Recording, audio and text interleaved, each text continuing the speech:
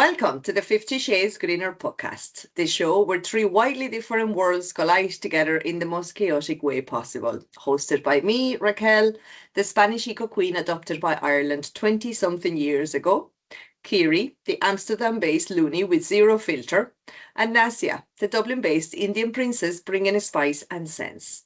We're here to unpack culture, identity, sustainability, and all the madness in between. Three women, three backgrounds, one microphone, and absolutely no filters.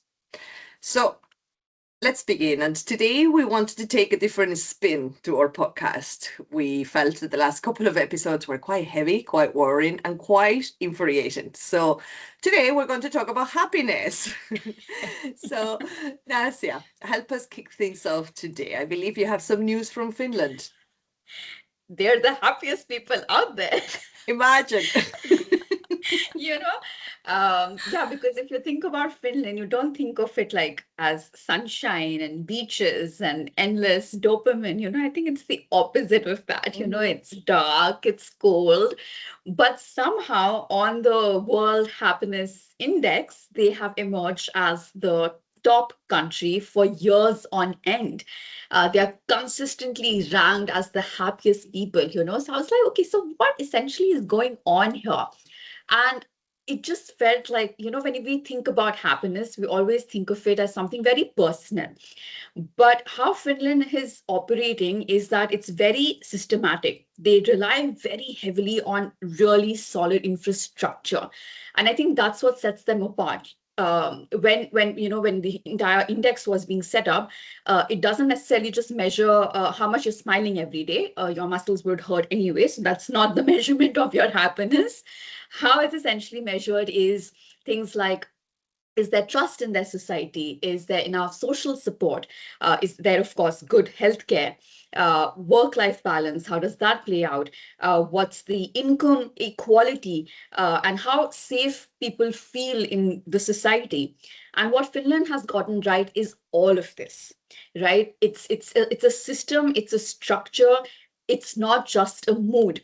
And that's what they're doing really well. They have a very strong social safety net. So people don't, or rather aren't constantly living in a fear of what if something goes wrong? There's just high trust. People there generally believe that their institutions work and that others are not trying to cheat them, which I felt is something that I feel sometimes, which is where my stress hormones kick in, but they don't have that. There's a culture of balance. For example, work matters for them, but it's not everything. And that's something I personally love. They have this concept called enoughness. Not more, not bigger, not constantly chasing something, just enough, which, if I think of it, is the right way to go. But in today's world, it's also very radical because most of us are living in systems that encourage us to constantly do more, achieve more, optimize more. And then, of course, we're wondering why we're always tired. So the question maybe is not why aren't people happier? Maybe it's just asking what kind of environment makes happiness easier to come by. And Finland has really got that right because people there in multiple studies have indicated that they just feel supported. They're not constantly stressed about survival. So it's the whole, survival mode that a lot of us live in. They have time for their relationships, so they're being nurtured constantly, and there's this general trust in people. And I think when you do all of that, you're not essentially chasing happiness. It's just a byproduct, or rather, your default setting. And kudos to Finland for achieving that, because it's hard to come by. So I genuinely feel that for Finland, it shows that the system that you live in matters a lot, who you surround yourself with and how safe you feel. So that's my 2 cents here. I find it really, really interesting because with my research, I've come up with very similar conclusions about, it is relationships, it is safety that makes us feel happier. And it really reminds me of Maslow hierarchy of needs, that pyramid where if your basic needs like safety, a sense of belonging, healthcare, clean air to breathe. Without those Yeah. things, we can never achieve the top of the pyramid, which is your full self-realization and happiness. Exactly. Yeah. And it goes back again in times of war, for example. Sure, nothing else matters. You're only worried about your safety. That's your number one priority, and nothing else. Everything Yeah. else in the pyramid falls down. So Yeah. it's very interesting that it's a system and a Yeah. byproduct of a Yeah. system rather Yeah. than us. I think if you're chasing happiness, you're You're making never going to yourself find it. unhappy Yeah. because Yeah. it feels like you're chasing something you already don't have. Yeah. So I Exactly. think that's Yeah. really important point to make. Yeah. Yeah. Yeah. Because I think also if you need to chase it, then by the very nature of that, you think it's something external to yourself. Yes, Right? It's precisely. something to chase versus something that you Inherent. It's already within internally you. like nurture and bring to life. But Mm. it's Yeah. funny because I like as I don't want to call myself an anarchist. I'm like a but as someone who generally doesn't love a system, it's very nice to be contradicted and shown that sometimes organized systems systems, work. I know, sometimes they work.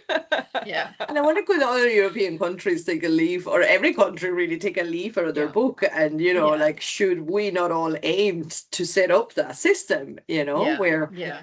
people are happier, because happier people are also more productive, as we've spoken about in our work-life balance episodes. So it just makes complete sense, I guess. Yeah. I think we're just often very just blaming ourselves for not feeling good enough, or that I'm not Yes. happy enough, or that I'm not productive enough. It's a loop again, but Yeah. we need to start asking, do we have our support systems in place? Because coming from India, I grew up in the whole attachment style sort of, family, where you just had your parents as your primary caregivers, but you also had your grandparents and your uncles and your aunts, and you had a whole village around you to fall back on. So nobody felt isolated. And I feel that's what lacks in current systems where we live in, where, you don't feel safe enough to say, okay, I can rely on my neighbor, and when you can't, then you thinking about, okay, what are my alternatives? Oh, it's a babysitter. I need to pay for that babysitter, which means I need to be earning more. You see? So if the system is not meant to cater to your very basic needs, like you said, Raquel, then you're always going to be stressed. So you need to identify, you need to stop blaming yourself, but just check in with your environment first. Yeah, environment matters for sure. So Kira, you're normally a very happy person. I enjoy the eye roll. What did you research for today's episode? Yeah, I mean, one of the topics that I looked into is community. Very good.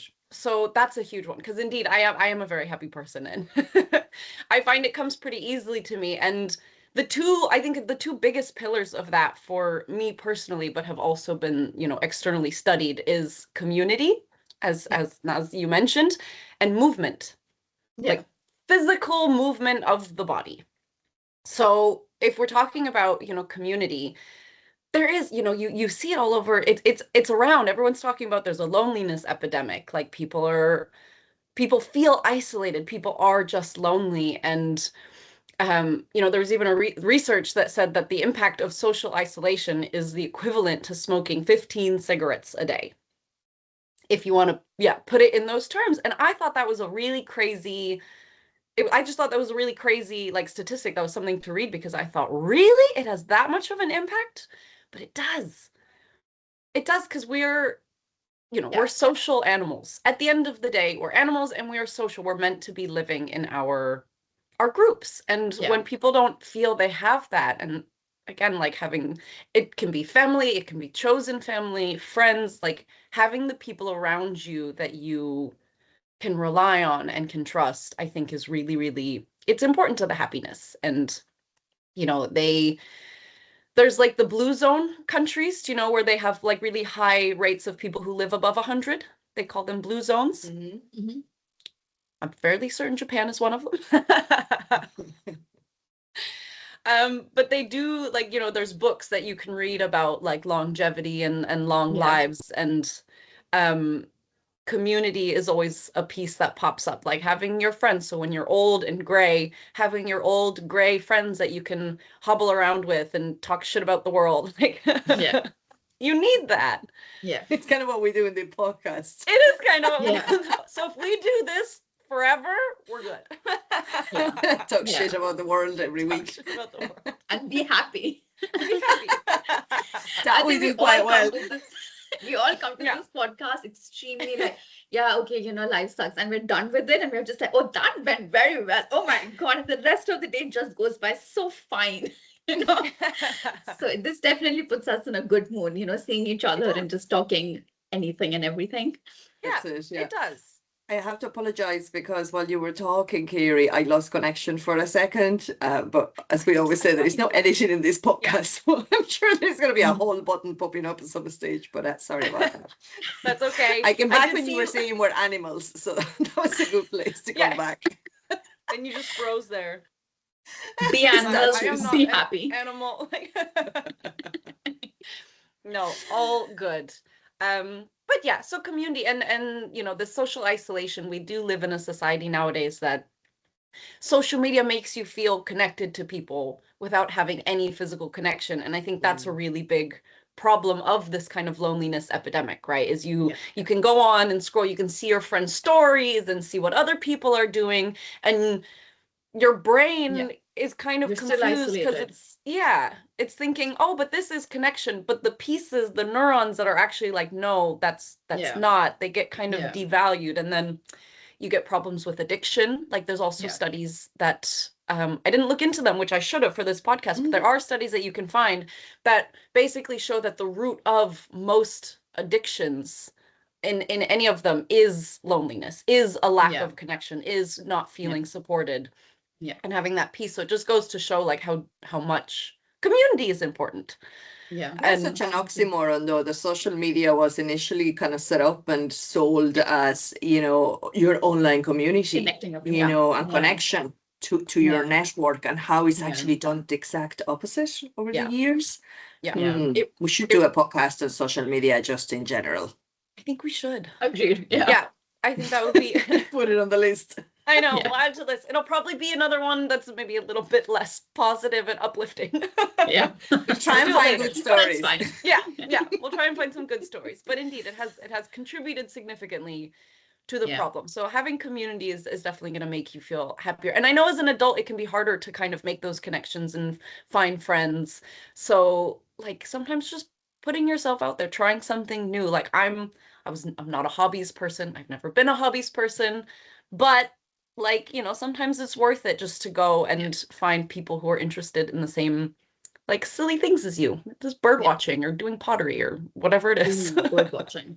Absolutely, yeah. I totally believe in kindred spirits, you know, like these people that are around the world that are nearly exactly like you or have really similar values and ethics and, you know, ways of being and living. I met one of those yesterday online, and it's always a nice day when you meet somebody that is a kindred spirit. You just click and have that immediate connection.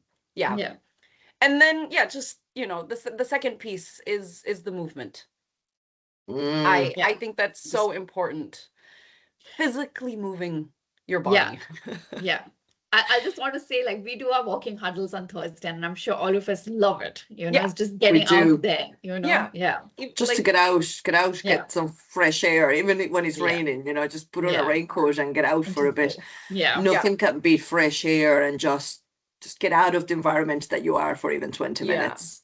Yeah, I don't think a walk is ever a, you know, if you're having a shitty day. Yeah, it's never a bad idea. So like what I do, I mean, I really enjoy exercising, but I also dance like in my home. I love that. A lot. A lot. And I think it's a secret to my like fountain of joy.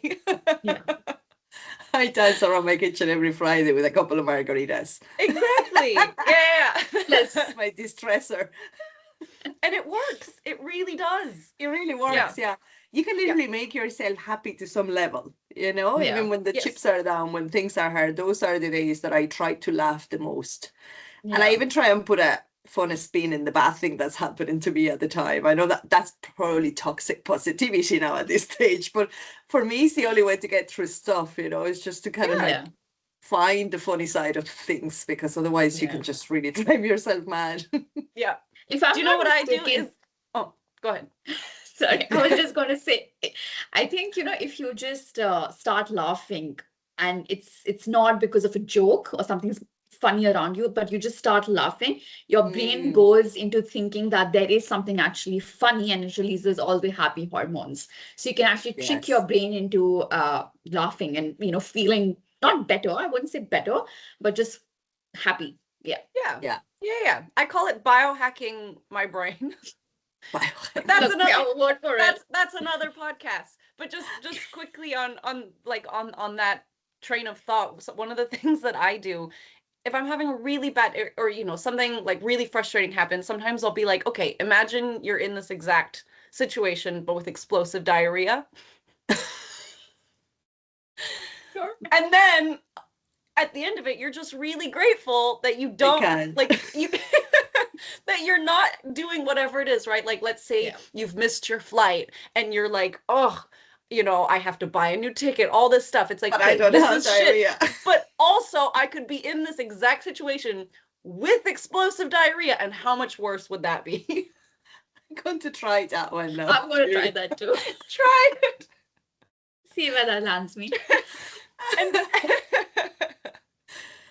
yeah, so and the explosive, it also makes you chuckle a little bit and Yeah. puts things into perspective. It's multifaceted. Yeah. Yes, says Kiri. I don't know. I'm going to try it. I can't say it's Yeah. going to work. Soon you'll be I'll give a few texting me like, attempts. it didn't work. Yeah. And now I have diarrhea. And from now the I have worry. diarrhea. Your hack didn't work. Okay, let's go back to happiness. I know. Yeah. Back to happiness. I feel like that's me. Move your It's body. okay. Yeah. You can get us tickets to Finland instead if this doesn't work. There you go. Maybe we Yeah, should all find a move to ticket Finland. to Finland. Good Yeah. point. Yeah. Yeah. Well, I wanted to come in as well and talk about, the whole point that happiness is not a constant pleasure, Yeah. and that there is a real difference between dopamine happiness and deep well-being. And I think that's perhaps where Finland is within their deep well-being. But Yeah. dopamine happiness is kind of the quick stuff, right? So, Yeah. scrolling social media, online shopping, junk food, watching Netflix, all those things give you a little burst of pleasure or a stimulation, but they're not really enhancing your overall well-being. And the problem is that it fades really quickly, and we keep chasing that next hit of perceived happiness. And like you were saying, Nasia, modern life is designed for that. Everything is instant now, but deep well-being is very different than instant gratification. And it normally comes from things like meaningful relationships, like you said, feeling connected, being in nature, getting proper rest, having a purpose, and even laughing with your friends. So those things might not give us the same instant buzz as scrolling your Instagram account, but they really leave us feeling grounded instead of drained. And modern society has sold us convenience and consumption as happiness. Yeah. But the thing that actually makes humans happier is just being more connected, like you have both said. So, it's just, at the moment now, you could say that in modern times we have become much more comfortable than 50 years ago, but yet people are less happy. Anxiety is rising, loneliness is rising, and burnout, it's really everywhere in society right now. So maybe one of the biggest secrets to health happiness is learning to be content with what we already have. Again, a point that has already been made, instead of constantly chasing what we don't have. And our modern life is all built around desire. We need more money, more success, a better body, for many of us, a newer phone, a bigger house. And there is always another upgrade waiting. So even when you achieved what you thought was going to make you happy, within a couple of days, your brain changes the goalpost again, and you're again chasing for more happiness. So you're never going to achieve it. Contentment in the other side is different. Contentment says, I have enough. And Yeah. that doesn't mean that you're giving up on ambition or growth. It just means that you're not basing your entire well-being on things that are outside of yourself. Yeah. Some of the happiest people I've ever met myself personally were in Nepal, and they were perhaps the poorest people I've ever met, but the happiest. Yeah. And the key is that they Yeah. were just content with what they have. They were Yeah. happy to be alive. They were happy to find food. They were happy to have a family, and I think we've forgotten that in Europe and the States more than more than Yeah. probably in terms of regions. But there was a Yeah. fascinating study that I found from Harvard called the Harvard Study of Adult Development. And it's the longest study done on happiness and well-being. It began in 1938. Imagine, it's Wow. going to be nearly 100 years old in another few years. And researchers followed people for more than 80 years, Yeah. trying to understand what actually makes humans healthy and happy over their lifetime. And their conclusion wasn't money, fame, or success. One of the strongest predictors of long-term happiness from the research was close relationships. People who felt connected to friends, partners, family, or community lived longer, coped better with stress, and experienced better mental and physical health. So it's really interesting because, again, modern society tells us that happiness comes from achieving constant success, but this study suggests something much simpler, that we humans thrive when we feel connected, supported, and less alone in general. Yep. So I wonder, how do you match, the findings of that study with the society that we have created? How do we turn the tide again and go back to the simpler things rather than the new iPhone? Yeah. It is, I mean, it is tricky, right? Because people who are happy with their communities are also less profitable. Not to Yeah. bring that back Yeah. in, but it is true. We built a society that really, it's like we live in a capitalist society where it's all about Yeah. making more money. And people who are content with what they have, they don't buy, they don't scroll, they don't, go dye their hair and get surgeries and whatever it is to make them Yeah. think that they'll feel happy, because truly, happiness is free. It's free. It comes with just being around the people you care about. Yeah. So it's hard to kind of cultivate that Mm. in Yeah. today's society. But I wonder if people like, Jeff Bezos or, all these multi-millionaires that we see around, are they happy? Because, I mean, if money was to give happiness, you would think they were the happiest people in the world. But I guarantee you they're But if you not. think about it, I they're doubt it. constantly chasing as well, right? It's always like one thing and after the other. Like Amazon started off with what, a marketplace, and now he's, sending spaceships up in space, so it just reminds you that, they're chasing it. And like we said in the beginning of the podcast, happiness cannot be chased. So if they're not pausing means that, again, they're missing some sort of an alignment. And I Yeah. think the secret to then happiness is, I think, that alignment. It's nothing else. Mm. It's, that alignment between, like we said, your life, your relationships, and then of course your community. And if Mm. those things are adding up, that's happiness. And I don't think necessarily for them that's the case. Yeah, No. I think sometimes you need to check yourself, as in, Yeah. like, it has happened to me at times that I go, oh, but I really want to buy that phone, or I really want this, and I'd be so happy if I did. And you need to check yourself and go, hold on, you Yeah. are already happy. Yeah. Yeah. You don't need Yeah. it. If I get the phone, it's a plus, or if I get that, it's, but you are, Yeah. you can be already happy with what you have. And, we said in many podcasts, we're so privileged, the three of us, we have good lives. So yeah, why wouldn't we be happy? Yeah. Yeah. Yeah. Agreed. But that's a great place to leave it, ladies. Yeah. We'll move on to the next podcast. If anybody has any suggestions or any wishes as what you want us to talk about, leave us a Yeah. comment, and we'll be delighted to take on your topic. But for now, it's bye-bye. See you next week. Bye. And be glad you don't have explosive diarrhea. And for those of you watching who might, I'm so sorry. Stop it. Jesus, Kiri. We apologize on her behalf. Actually, we don't. We're happy. I'm shutting this out.